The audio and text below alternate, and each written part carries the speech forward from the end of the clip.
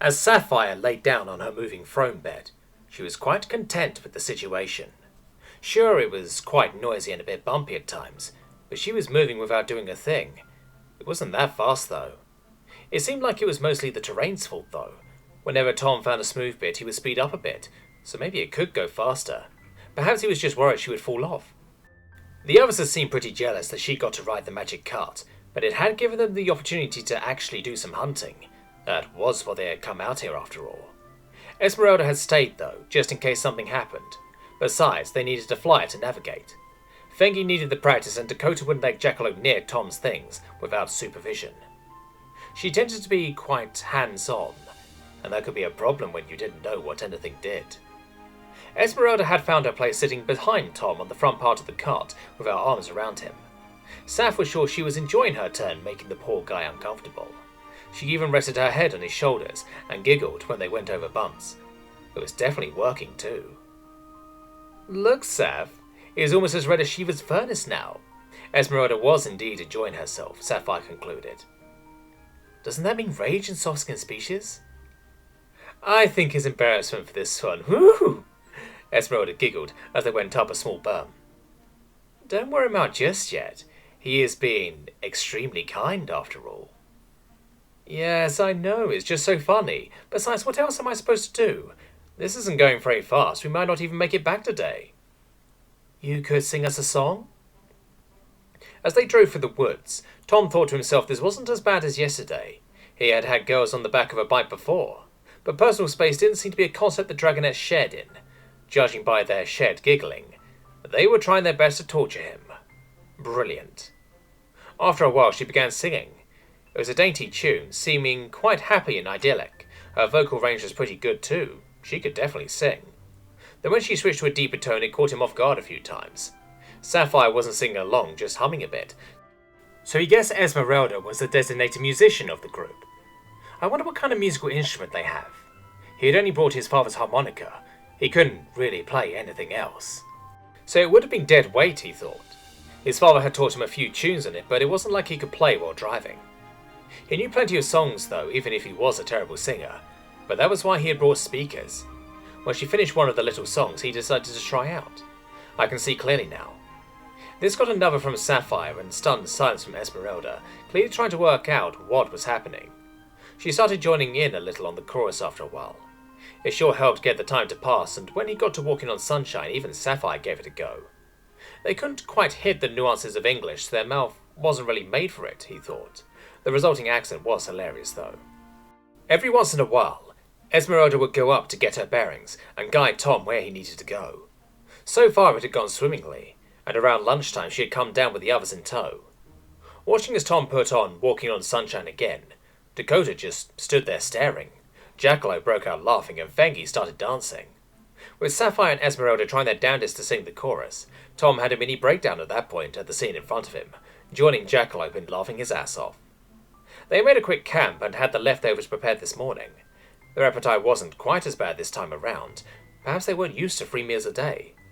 Well, that might suck in the long run, he thought. They had made quite the dent in the deer he had shot through. But they had brought back some fresh kill. Another deer, a few of the jackalope things, and a large green and red bird that looked a bit like a goose. Tom had helped load all the meat onto the quad bike, with the deer on the front cargo rack, and Sapphire being surrounded by smaller animals. She looked like a prized trophy on display. Space was coming to be at a premium, even if the suspension wasn't having any troubles, on account of the gravity here. There wasn't much more room. They had continued on for an hour or two before reaching the edge of the forest. It had just ended. Like, poof, no more trees. It gave way to open plains and rolling hills, mostly grassland. Well, at least he could navigate in this terrain much easier, not to mention go faster. It was clear to him from the grumbling sounds Dakota had made at lunch that she wasn't entirely happy with the progress made so far. Apparently, Esmeralda's singing had given Tom an idea. After she had finished a song, he had stopped and got out some metal box thing for the big chest she was lying on. After fiddling with it for a while, it had started playing music. There were instruments, singers, and everything coming out of the little box. Sapphire was honestly starting to wonder what the limit would be to what Tom had with him. What else was hiding in the chest she was currently lying on? The music was fun and happy, much like Esmeralda's songs. After a while she had even joined in. Thanks to Tom, she wasn't the worst singer present for once. The face on the others, when they had returned to moving musical orchestra in the middle of the forest, was worth singing for, even if she had tried and failed to keep a straight face and sing at the same time. Tom had then gotten out of the food, again, and dug in, seeming just as hungry as usual. Maybe it was because he was wounded. He didn't look like a glutton, so that must be it. The others had gone out to hunt again, hoping to catch a bit more small game on the way home. So it was just them, and Tom had put the music back on again. Even if it was slow, she could get used to this. They had finally made it out of the forest shortly after the food stop, and with fresh meat on board. Even if they would be a day late, at least they would be bringing food home as promised, and a new friend. Her suspicions about the cart had been proven correct. When Tom had gotten out onto the grassy plains, he had sped up to near flying speed. This was slow for flying, but still, it was quite thrilling doing this speed on the ground. She had always enjoyed going low and fast, but this was different. It had also gotten a lot bumpier, and she did wince every once in a while when they hit a bad bump. Woohoo! Now we are moving, Esmeralda had cried out. They were moving fast for just under an hour before the keeper came into view ahead of them. They had pulled to a stop to wait for the others.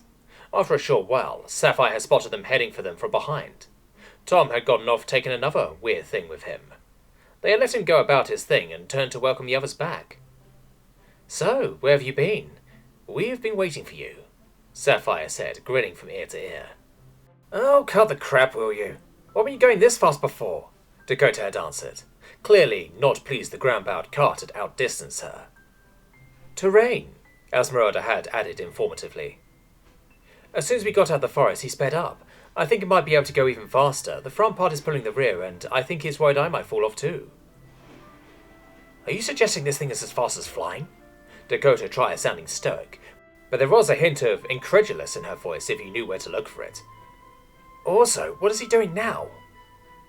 Looking at the keep with a kind of telescope, I think. Esmeralda on point as usual. The others had joined them again out in the open, but for the time being Tom was occupied. This was the first building he had seen here, and it was dead ahead, so chances were good it was the destination. He had brought out the binoculars to get a closer look. It was a tall stone construction seemingly built into or on top of a rocky outcropping. It looked like a stone keep with tall towers. It was quite big, certainly bigger than what 5 hunters needed. It looked very defensible too, being on top of a big rock and all. Although he wasn't sure how important that would be if the enemy could fly too. The dragonettes had been discussing something quite heatedly, he thought. Jackalope especially had seemed almost hyper. She had been pointing at the quad bike too. Did she want to ride along for a while? He couldn't see a problem with that. Then Dakota had come over and started doing hand gestures. Tom had seemingly been more interested in the keep, trying to ask questions, but Dakota had just ignored him. He seemed to get the message Dakota was trying to convey pretty quickly, once he gave up trying to ask. He at least started smiling and nodding. Perhaps he was just as much as a speed freak as Jackalope. The rules were simple to keep it fair for Tom. A simple race from one point to another, with Fengi being the starter, and the others the finish line. Tom had unhooked the rear part of the cart and removed some of the cargo from the front part, and left it with the others. He, Fengi, and Jackalope had then gone a fair distance away. Fengi had ridden along on the back with Tom, wanting to try too. With the racers in position, Fengi had given the signal and they were off. Tom took an early lead, with Jackalope beating hard to get into the air and up to speed. It was clear that the weird car could accelerate fast from a standstill. She could hear it even at this distance, the tone was higher too. It hadn't been entirely fair to have Jackalope start on the ground, but Tom knew he needed a head start. They were definitely faster at the top end. He was struggling to do 100 km per hour on this terrain, even if it was a very nice flat grass. This was a utility ATV, not a racer. But so far he was winning, and by quite a bit. Unfortunately he was first to the finishing line, rather than having to stop at the finishing line, he thought. Surely he must have the advantage in brakes too. As Tom looked back, he saw Jackalope had gotten going surprisingly quickly, and was bearing down on him. She wasn't more than 2 or 3 meters above the ground, and looked like an eagle hunting a mouse, eyes looking at him. Those green eyes, oh, she was a predator all right. Well, that's bloody unnerving, he said to himself, hunkering down to try and get what speed he could. 90 kilometers per hour, 95. He wasn't going to get much more out of this thing, and if he was right, the dragoness did 100 plus easy. He was more than halfway though, and he still had a lead on her. It wasn't enough though. There had been less than 50 meters left when Jackalope made it past him, going at quite the pace, and she seemed to still be accelerating too, and doing well in excess of 130 at this point. Well, damn it. That was great fun though.